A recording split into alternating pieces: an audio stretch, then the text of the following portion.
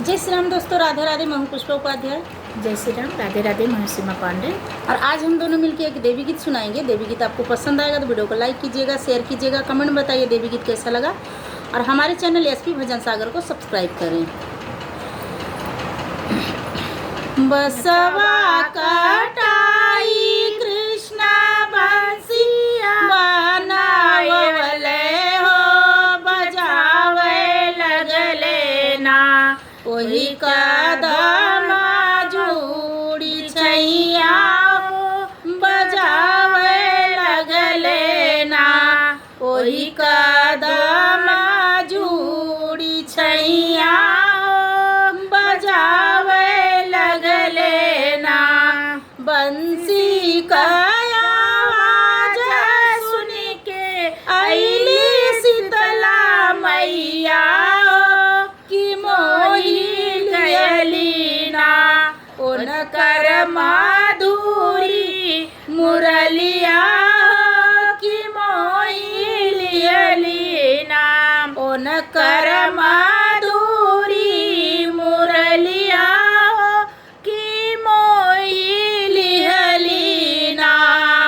बसवा कटाई कृष्ण बंसिया बनावले हो, बजावे लगले ना। उन्हीं कदम जोड़ी छैया बजावे लगले ना। बंसी का आवाज सुन के अइली दुर्गा मैया की मोही लियली ना।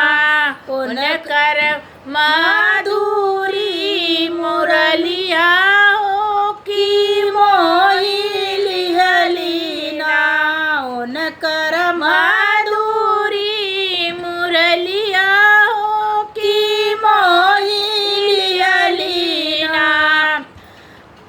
बसवा कटाई कृष्ण बंसी बनावले हो, बजावे लगले ना।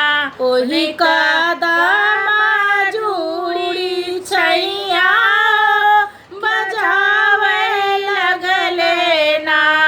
बंसी का आवाज सुन के अइली विंध्यावासिनी मैया की बात मोही लिहली ना। उनकर माधुरी मुरलिया की मोही लिहली ना। उनकर माधुरी मुरलिया की मोही लिहली ना। बसवा कटाई कृष्ण बंसिया बनावले हो, बजावे लगले ना। उन्हीं कदम जोड़ी छैया बजावे लगले ना। बंसी का आवाज सुन के अइली सातों बहिनियों की मोही गयली ना। उनकर माधुरी मुरलिया की मोही लिहली ना। उनकर माधुरी मुरलिया की मोही लिहली ना।